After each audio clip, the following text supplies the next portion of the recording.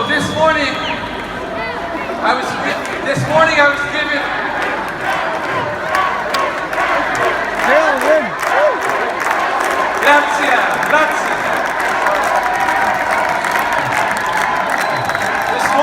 given good news and bad news.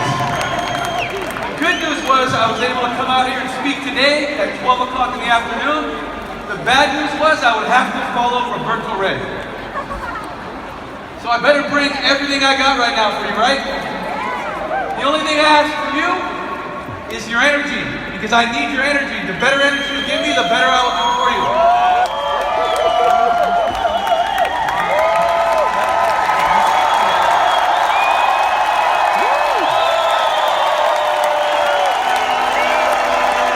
That's what I'm talking about. That's right. I see you guys had the demos this morning. That's the power of the product here. So how many of you know this man here? Kobe Bryant. Kobe! I need your positive energy today. Kobe Bryant, one of the best basketball players to ever live. Thank you. He just retired this week. In his final NBA basketball game, he scored 60 points. And he's retiring 60 points. He gives credit to his childhood as growing up here as a young boy and a young man in Italy. That's where Kobe gives credit to his childhood. He watched his father play professional basketball here for 8 years. You know, as a child, that's when your dreams start. That's when you tell yourself what you want to be when you grow up. That's when you really start working on your skills. That's where you really start developing a work ethic, and Kobe started his work ethic right here in Italy. Italy! Ooh. Kobe Bryant had a dream to become an NBA basketball player, be a professional in what he did. When he left Italy, he went to the United States and started high school, and he went to summer camp his freshman year in high school. And his teacher asked all of the students to write down what they wanted to be when they grew up. Of course, Kobe, he said, I want to be an NBA basketball player. I want to play professional basketball. That day, when everything was done, the teacher kept Kobe after that session and said, hey, Kobe, I'm going to need you to write down what you want to be over again. And he said, why? And he said, because this is not realistic. Only one in I don't know how many million people ever get to become an NBA basketball player. And I don't want to watch your dreams destroy right in front of you. And he said, what do you mean? I know I'm going to be an NBA basketball player. I'm not changing nothing. And he said from that day, he developed an even stronger work ethic at his craft. And by the time he was 18 years old and graduated high school, he made his decision to become a professional basketball player in the NBA. 18 years old! With the Lakers, he spent 20 years playing his heart out. When he was drafted, as a kid here in Italy, the only basketball games he was ever able to watch that were even live broadcasted in Italy were the Lakers versus the Celtics. He didn't see the Bulls with Michael Jordan. He didn't see any of those other games with the Lakers and Celtics, and he had a dream of becoming a Laker basketball player when he got older. But when he was drafted at 18 years old, he was drafted to the Charlotte Hornets. But that very same day, the Hornets traded him to guess who? The Lakers. And he stayed a Laker for 20 years.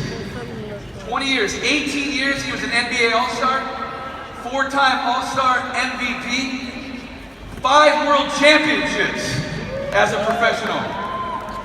Man, his work ethic was crazy. You know, he was quoted last week when someone asked him, what were the best memories you've ever had as a professional athlete? And he said it wasn't the good times, it was all of the bad times. All the adversity that me and my teammates had to experience over the last 20 years. Because it were those challenges and obstacles that made us stronger as a family and as a team. And because those challenges and obstacles made us stronger, we won 5 world championships together. That was incredible. His players were asked on the last day when he retired, if you can give me one word to describe your friend and your team at Kobe Bryant, what would that be? And a few different players had different words, but the words were relentless, legend, competitor, killer. Kobe said, if you want to write history, you better be doing historic things. There are people in this Coliseum right now that are writing history. In this company that is already writing history in the history books. They're already doing historic things. Some of you will make the decision today to start writing history with this history-making company.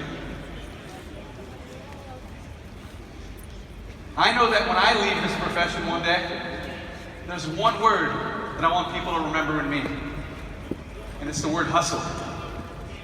Right? Hustle to me is working relentlessly, working and getting results, being consistent in everything I do. I'm going to be consistent tomorrow just as much as I was consistent today. And every single week in my business, I will not put my head down until I get results. I'm a professional. I want to win. Kobe said he's not thankful for his opportunity. He's thankful for the opportunity he was given to win, because that was his goal. Otherwise, it's just an opportunity. I want to talk to you guys today about hustle. The definition of hustle is to move hurriedly or unceremoniously in a specified direction. I want to tell you a little bit about my hustle. My work ethic, my drive, my competitive spirit, my hustle started as a young kid, 8 years old, growing up in the projects, very poor community, government housing projects of California, where I live in the United States. I grew up with a single mother, a twin brother, Brandon, and a younger sister, Amber. And it was a struggle for my mom to put food on our plates 3 times a day. Most of the time that didn't happen. It was a struggle to keep new clothes on our back every year for school, which rarely ever happened. It was a struggle to keep the lights on, to keep the water warm every single month. And at 8 years old, my brother and I made the decision to grow up. To grow up quicker than the other kids who were outside riding their bikes, playing on the fields. We decided to take it upon ourselves to start working at the age of 8, knocking on doors, doing any work we could from the neighbors in the community that would give us work to earn money, to take back to our mom to help her pay the bills so it would be less stress for her. Thank you.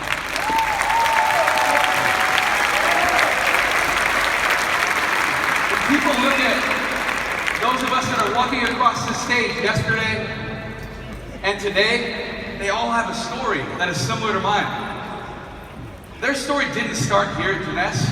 It started way before that. Once you understand everybody's story, then you stop comparing yourself to them. Everybody has a story.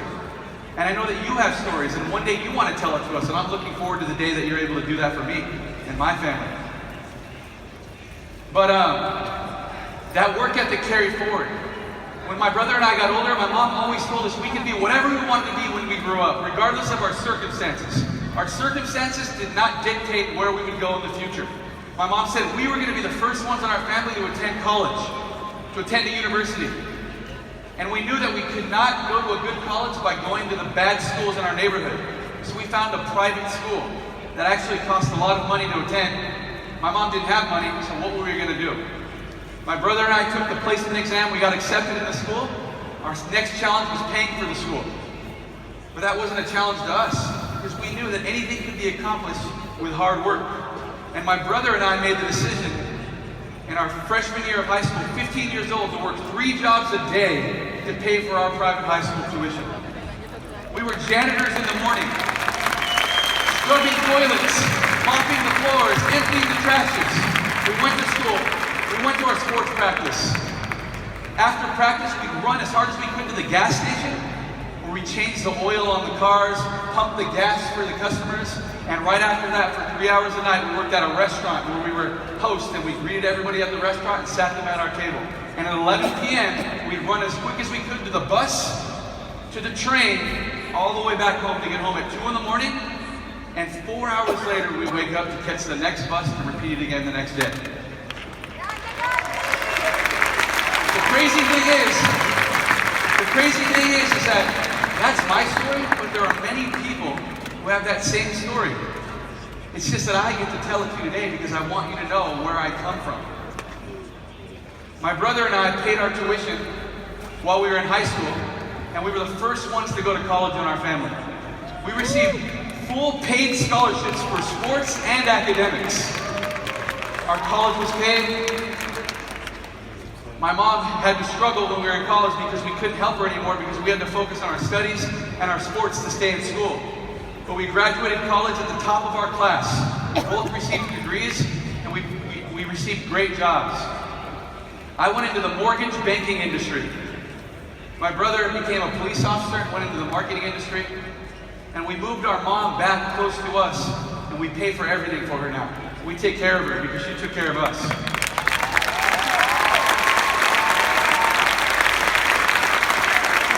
In that industry, when I started that industry at 22 years old, I had no idea how the real estate industry worked, but I was willing to learn. I was willing to be a student, and I went to the top people in that industry to learn from. I learned from the people that I wanted to be like. And in my second year, I made my first $1 million. It was incredible. And then I had to experience more adversity because in 2007, the market crashed, and so did my business. So did my life. I lost 8 houses. The renters couldn't afford the rent anymore. I had to claim bankruptcy. But thank God for this industry, network marketing. An industry that doesn't depend on a single economy. I built a business in multiple economies, so no matter if the economy's down in the US, it's up in Europe. It's down in Europe, it's up in Asia. That's the power of this industry. And I started this industry in 2007. I've been in it 9 years. I've met my beautiful wife in the front row here, Shannon. We have 4 beautiful kids together. And this industry has created a life that people dream of. Yes, it looks like all of these leaders are working hard day in and day out because we lead by example. But we also balance that with spending an equal amount of time with our family. I spend an equal amount of time taking care of my body and my health. But I understand balance.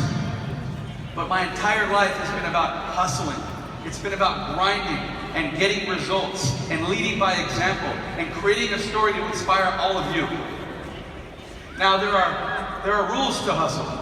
There are rules to someone who works very hard at their craft to get results. And I'm going to teach you those rules right now. You guys want to hear them? Give me some energy. These are the 10 rules of hustle. The first one, develop an unwavering and incomparable work ethic. You want to be the example for every teammate in your organization to say, I want to be just like her. I want to be just like him. I need to do exactly what he's doing in order to achieve success. You want people to be attracted by your style of work, by your work ethic. You want people to understand how you achieve real success in any industry. And it's with one word, work. Walt Disney says it best. The way to get started is to quit talking and begin doing. The second rule, dive deep into education. I told you, I'm not afraid of being a student. At a young age, I was always willing to learn. I've learned most from the mistakes I've made in my life, from the failures I've had to experience, but I've always been willing to be a student. There are people in this Coliseum, there are people in these front rows that have had way more experience in this industry than I have. And I'm looking forward to my time on the seat to listen to what they have to say today. I'm looking forward to learning new things that I'm not skilled in that I can adopt for my own business. I'm always willing to be a student. I've never come too far to stop learning and start teaching. I'm always learning. We have to dive deep into education and gain it from anywhere we can. Frank Zappa says, a mind is a parachute. It doesn't work if it's not open. Number 3, develop meaningful mentorships and relationships. The people around you today, the people on the other teams, on your team, in your upline and your downline, they're not just a number. They're not just a username in your business. They're people. When you show them that you really want to establish a meaningful relationship with those people, they're going to reciprocate what you need back for your business. Develop meaningful relationships with people that carry on even after this event, that carry on outside of the business. Meaningful relationships, meaningful mentorships. Find someone that is willing to mentor you. Find someone that you can learn from. Whether they're more successful or least successful. They might be more successful in other areas of your life that you aren't. There are many people in my business and in this company that I've been able to gain mentorship, whether they know it or not. Whether they're good husbands to their wives, good fathers to their kids, good coaches to their teams. Mentorships are everywhere. Number 4, plug into a system that makes your business simple, predictable, and duplicable. Then use it always, every single day, to show your business to the world. This company is amazing because you can leverage all the tools they've already provided for you. But you also have some amazing leaders in your organization that can show you more tools to leverage than that. Use what is working. Use what they suggest. They would never point you in the wrong direction. But make sure that whatever you do, so can everybody on your team, with or without you. If you're offered a seat on a rocket ship, don't ask what seat, just get on.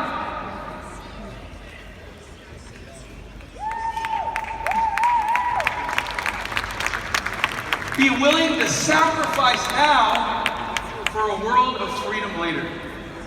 Anything you get involved in, any profession you get involved with, you're going to have to be willing to sacrifice time.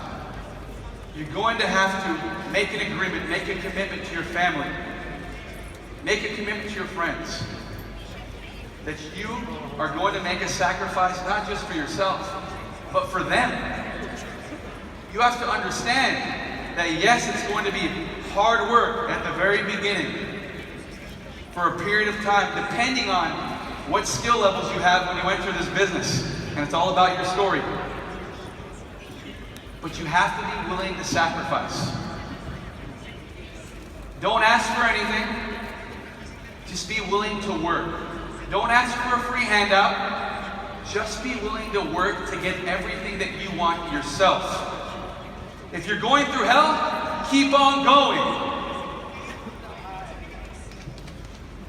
Never stop prospecting. You know, this is a lesson that I had to learn very fast in this industry. The minute you think you have success is usually the same minute you stop doing what got you there. And that's the same exact time that your team follows exactly what you're doing. And they repeat. It's important to lead by example.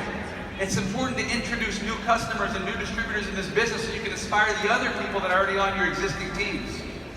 It's important to stay in that work mode. It's important to set new goals and new targets every single month, every single week, and every single day so that your team can see the example of what they need to be doing. Do not stop. One who fears failure limits his activities. Failure is only the opportunity to more intelligently begin again. I've failed many times in this business. I've failed many times in my life. And it only gave me a new opportunity to start again. And in an even better way. I will still continue to fail. People usually ask me why I'm so successful, and I let them know because I've failed more than anybody else. And I'm willing to go out and fail. Failing forward is a lot different than just failing and falling.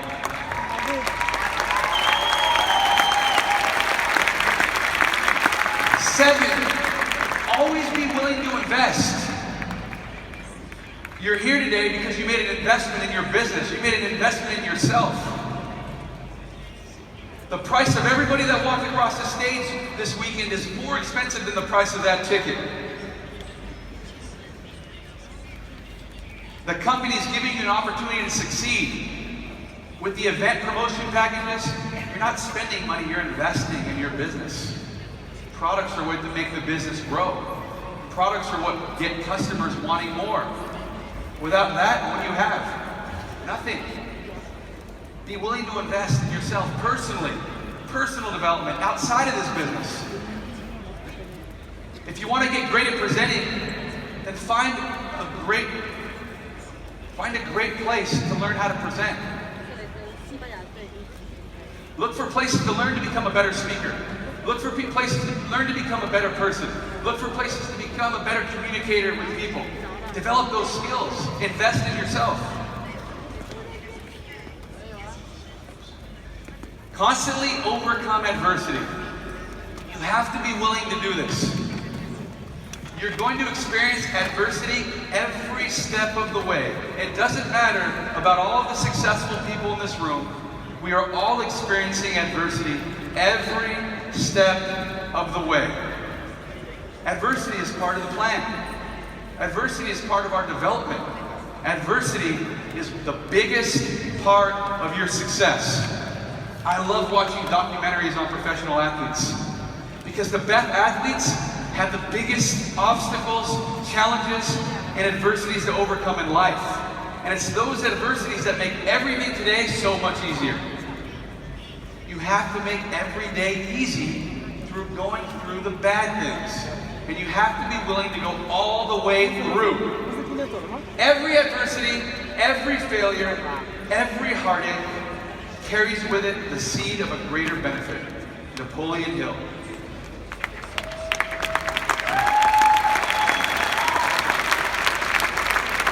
This is an important one. Live your passion.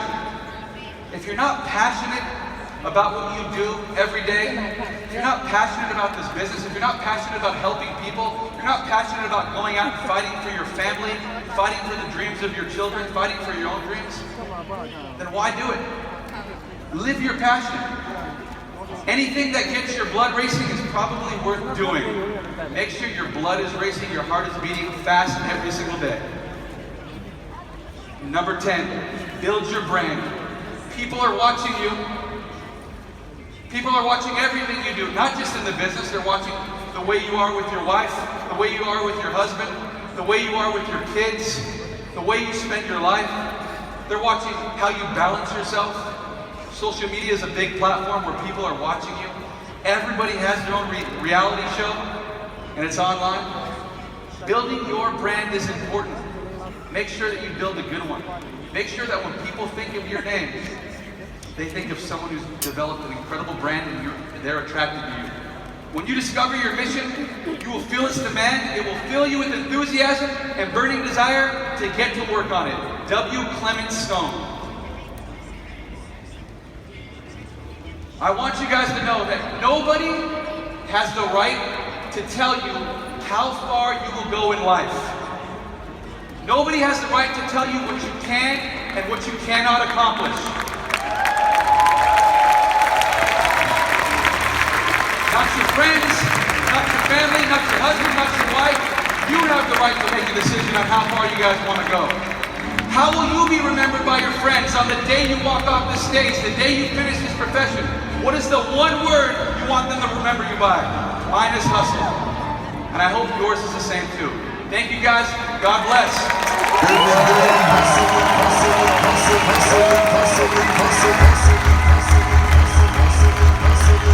Every day I'm hustling, every day I'm hustling, every day I'm hustling, every day I'm hustling.